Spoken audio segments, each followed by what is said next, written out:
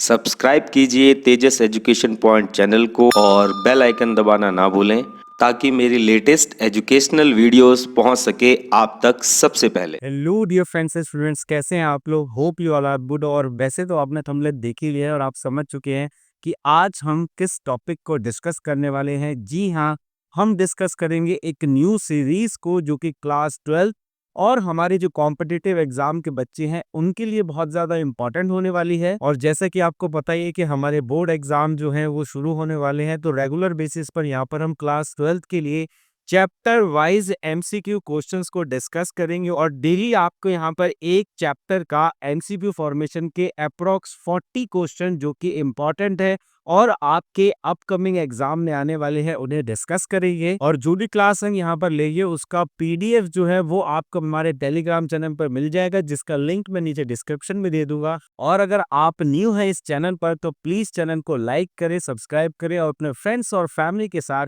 Share करना बिल्कुल ना भूलें, क्योंकि यहाँ पर हम इसी तरीके की एजुकेशनल वीडियोस को लेकर आते रहते हैं। तो आज के इस वीडियो लेक्चर में हम डिस्कस करेंगे क्लास 12 की फर्स्ट बुक के लास्ट चैप्टर जो कि आपके सेशन का है और उसका नाम है वैश्वीकरण, जिसे आप भूमंडलीकरण के नाम से भी जानते हैं। और आज हम डिस्कस करेंगे इसी चैप्टर से रिलेटेड बेस्ट 40 क्वेश्चंस को जो कि आपके अपकमिंग एग्जाम में आने वाले हैं। इससे पहले भी हम इस वीडियो सीरीज में 6 लेक्चर्स को डिस्कस कर चुके हैं, तो जिन फ्रेंड्स और स्टूडेंट्स ने उस वीडियो सीरीज को नहीं देखा है मैं उनसे रिक्वेस्ट करूंगा कि पहले वो उन वीडियो सीरीज को भी देख लें ताकि आप एग्जाम में और अच्छा स्कोर कर पाएं। तो चलिए without wasting any more time शुरू करते हैं हम अपने आज की क्लास मेरे यानी लेक्चरर उदय कुमार के साथ।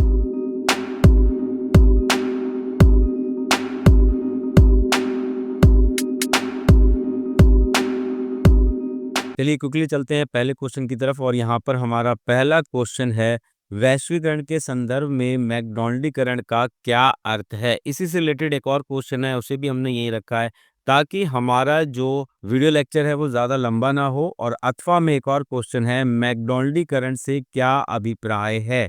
तो स्टूडेंट यहाँ पर जो आपका राइट ऑप्शन है वो है ऑप्शन ए, यानी कि विभिन्न संस्कृतियों और अमेरिकी संस्कृति का प्रभाव। सेकंड क्वेश्चन है, वैश्वीकरण के बारे में कौन सा कथन जो है वो सही है। तो स्टूडेंट यहाँ पर आपका राइट ऑप्शन है ऑप्शन डी, यानी कि वैश्वीकरण जो है वो एक बहुआयामी परिघटना है। क्विकली चलते हैं थर्ड क्वेश्चन की तरफ। थर्ड क्वेश्चन है, वैश्वीकरण के प्रभाव के बारे में कौन सा कथन जो है वो यहाँ पर सही है। और यहाँ पर आपका राइट ऑप्शन है ऑप्शन ए, यानी कि विभिन्न देशों और समाजों पर वैश्वीकरण का प्रभाव जो है वो विषम रहा है, वो एक सा नहीं रहा है। क्विकली चलते हैं क्वेश्चन नंबर 4 की तरफ। क्वेश्चन नंबर 4 है, भारत में वैश्वीकरण की जो शुरुआत है वो कब से हुई या कब से मानी जाती है। तो स्टूडेंट यहाँ पर आपका राइट ऑप्शन है ऑप्शन ए, यानी कि 1991 में। क्वेश्चन नंबर 5 है, वैश्वीकरण के बारे में कौन सा कथन सही है।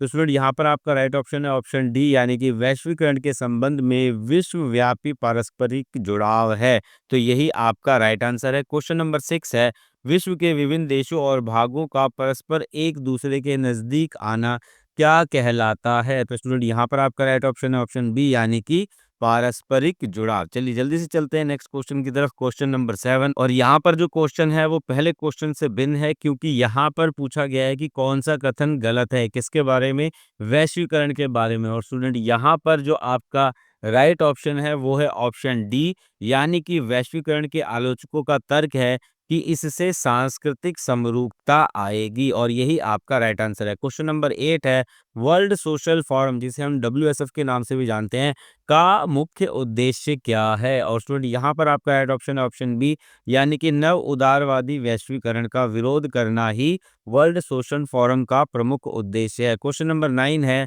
निम्न में से वैश्वीकरण का संबंध किससे है। तो स्टूडेंट यहाँ पर आपका राइट ऑप्शन है ऑप्शन डी, यानी कि उपरोक्त सभी, यानी कि ABC तीनों पॉइंट यहाँ पर आप लिखेंगे। क्वेश्चन नंबर 10 है, WSF की पहली बैठक कब और कहाँ पर हुई। तो स्टूडेंट यहाँ पर आपका राइट ऑप्शन है ऑप्शन सी, यानी कि 2001 में ब्राजील में। क्वेश्चन नंबर 11 है, WTO का संबंध निम्न में से किससे है। तो स्टूडेंट यहाँ पर आपका ऑप्शन है ऑप्शन डी, यानी कि विश्व व्यापार संगठन। क्वेश्चन नंबर 12 है, विश्व व्यापार संगठन की स्थापना जो है वो किस वर्ष हुई। और स्टूडेंट यहाँ पर जो आपका राइट ऑप्शन है वो है ऑप्शन बी, यानी कि 1995। अगर फैक्चुअल डेट भी पूछे तो 1 जनवरी 1995 में विश्व व्यापार संगठन की स्थापना होती है। नेक्स्ट हमारा क्वेश्चन है क्वेश्चन नंबर 13 और क्वेश्चन है निम्न में से वैश्वीकरण का विरोध में स्थापित कौन सी अंतरराष्ट्रीय संस्था है? तो स्टूडेंट यहाँ पर आपका राइट ऑप्शन है ऑप्शन ए यानी कि WSF यानी कि world social forum. Question number 14 है निम्न में से FDI का पूरा नाम क्या हो सकता है? तो स्टूडेंट यहाँ पर आपका राइट ऑप्शन है ऑप्शन ए यानी कि प्रत्यक्ष विदेशी निवेश को ही हम FDI यानी कि फॉरेन डायरेक्ट इन्वेस्टमेंट के नाम से जानते हैं। क्वेश्चन नंबर 15 है निम्नलिखित में से कौन सा बहुराष्ट्रीय कंपनियों के निवेश का मुख्य कारण है? और स्टूडेंट यहाँ पर जो आपका राइट ऑप्शन है वो है ऑप्शन डी यानी संपत्ति बढ़ाने और मुनाफा कमाने के लिए। चलिए जल्दी से चलते हैं नेक्स्ट क्वेश्चन की तरफ क्वेश्चन नंबर 16 और ये जो क्वेश्चन है ये भी आपका वर्ल्ड सोशल फोरम से ही रिलेटेड है जिसमें पूछा गया है कि निम्न में से विश्व सामाजिक फोरम का कूट नेम क्या हो सकता है? यस आपने बिल्कुल सही गैस किया स्टूडेंट्स। यहाँ पर भी आपका राइट ऑप्शन ऑप्शन सी है यानी कि WSF। क्वेश्चन नंबर 17 है वर्ल्ड सोशल फोरम के तहत नव उदारवादी वैश्वीकरण का विरोध जो है वो किसके द्वारा किया जाता है? तो यहाँ पर आपका राइट ऑप्शन है ऑप्शन डी यानी कि उपरोक्त सभी के द्वारा। नेक्स्ट हमारा क्वेश्चन है क्वेश्चन नंबर 18 और क्वेश्चन है इनमें से कौन सा संस्थान भारत में विदेश और विदेशी व्यापार का समर्थन करता है? तो स्टूडेंट यहाँ पर आपका राइट ऑप्शन ऑप्शन बी यानी कि विश्व व्यापार संगठन जिसे आप WTO के नाम से भी जानते हैं। क्वेश्चन नंबर 19 है देशों के बीच सम्मेलन और तीव्र एकीकरण की पहचान किस रूप में की जा सकती है? तो यहाँ पर आपका राइट ऑप्शन है ए यानी कि वैश्वीकरण। क्वेश्चन नंबर 20 है वैश्वीकरण ने निम्नलिखित में से किसकी जीवन संरचना में सुधार किया है? तो यहाँ पर राइट ऑप्शन है बी यानी कि विकासशील देशों में रहने वाले लोगों की जीवन संरचना में जो है वो वैश्वीकरण के द्वारा सुधार किया गया है। क्वेश्चन नंबर 21 है वैश्वीकरण से कौन सा भारतीय उद्योग जो है वो बहुत ज्यादा प्रभावित हुआ है? तो यहाँ पर आपका राइट ऑप्शन है ऑप्शन बी यानी कि खिलौना बनाने वाला जो व्यापार है वो सबसे ज्यादा प्रभावित हुआ है। क्वेश्चन नंबर 22 है इनमें से कौन सा संगठन विदेशी निवेश और विदेशी व्यापार के उदारीकरण पर जोर देता है? और यहाँ पर स्टूडेंट जो आपका राइट ऑप्शन है वो है ऑप्शन बी यानी कि विश्व व्यापार संगठन। क्वेश्चन नंबर 23 है क्वेश्चन नंबर 23 है आयात पर कर यानी कि टैक्स को उदाहरण के रूप में माना जाता है। तो यहाँ पर जो आपका राइट ऑप्शन है वो है सी यानी कि व्यापार की बाधाओं के रूप में उसे जाना जाता है। क्वेश्चन नंबर 24 है बहुराष्ट्रीय कंपनी जिसे हम MNCs के नाम से भी जानते हैं द्वारा विदेशी व्यापार और विदेशी निवेश के माध्यम से देशों के बीच एकीकरण क्या है? तो स्टूडेंट ये कहलाता है वैश्वीकरण यानी कि आपका ऑप्शन सी। चलिए जल्दी से चलते हैं क्वेश्चन नंबर 25 की तरफ और यहाँ पर जो 25 क्वेश्चन है उसमें पूछा गया है कि वैश्वीकरण को किन कारकों द्वारा सुगम बनाया गया है? तो यहाँ पर जो आपका राइट ऑप्शन है स्टूडेंट वो है उपरोक्त सभी यानी कि आपका ऑप्शन डी। क्वेश्चन नंबर 26 है वैश्वीकरण की प्रक्रिया और उसके प्रभाव को समझने के पीछे प्रमुख विचार क्या है? और यहाँ पर जो आपका राइट ऑप्शन है स्टूडेंट वो है ऑप्शन डी यानी कि ए और सी जो है वो दोनों ही इसके सही आंसर है। क्वेश्चन नंबर 27 है वैश्वीकरण के कारणों के बारे में कौन सा कथन सही है? और स्टूडेंट यहाँ पर आपका जो राइट ऑप्शन है वो है ऑप्शन ए यानी कि वैश्वीकरण एक महत्वपूर्ण कारण जो है वो प्रौद्योगिकी है वो टेक्नोलॉजी है। क्वेश्चन नंबर 28 है बहुराष्ट्रीय कंपनियों के साथ संयुक्त उत्पादन स्थापित करने से स्थानीय कंपनियों को क्या लाभ होता है? तो स्टूडेंट यहाँ पर जो लाभ होता है वो है कि बेहतर उत्पादन के लिए जो नई नई टेक्नोलॉजीज है जो नवीनतम तकनीकें हैं वो उन्हें प्राप्त होती है। क्वेश्चन नंबर 29 है सरकार ने भारत में निवेश के लिए बाधाओं को कब हटाया? तो स्टूडेंट यहाँ पर आपका ऑप्शन क्या है ऑप्शन सी यानी कि 1991। अगर क्वेश्चन आ रहा है कि भारत ने ग्लोबलाइजेशन यानी कि वैश्वीकरण को कब अपनाया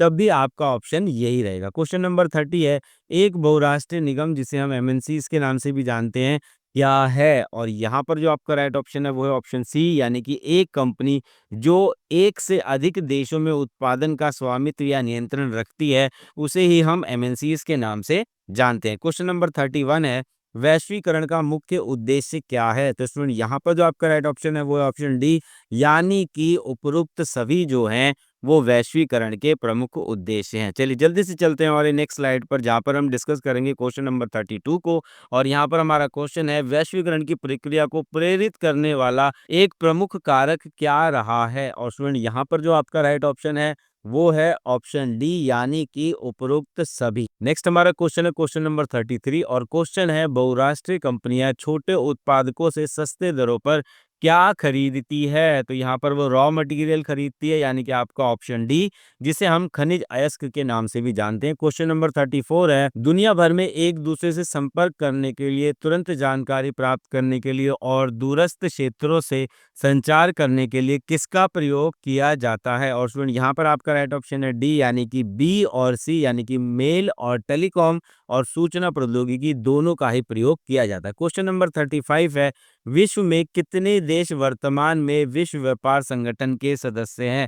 मोस्ट इंपॉर्टेंट क्वेश्चन है स्टूडेंट और यहाँ पर आपका राइट ऑप्शन ऑप्शन बी यानी कि 164 आपके अपडेटेड डेटा के अनुसार। क्वेश्चन नंबर 36 है भारत में उन उद्योगों का उदाहरण दीजिए जहां प्रतिस्पर्धा यानी कि कंपटीशन के कारण छोटे निर्यातकों को भारी नुकसान हुआ है। और यहाँ पर आपका राइट ऑप्शन ऑप्शन डी यानी कि ए और बी बुनाई और खिलौने, यहाँ पर हमें जो है वैश्वीकरण के कारण बहुत अधिक मात्रा में नुकसान हुआ है। क्वेश्चन नंबर 37 है एक अवधारणा के रूप में वैश्वीकरण की बुनियादी बात क्या है?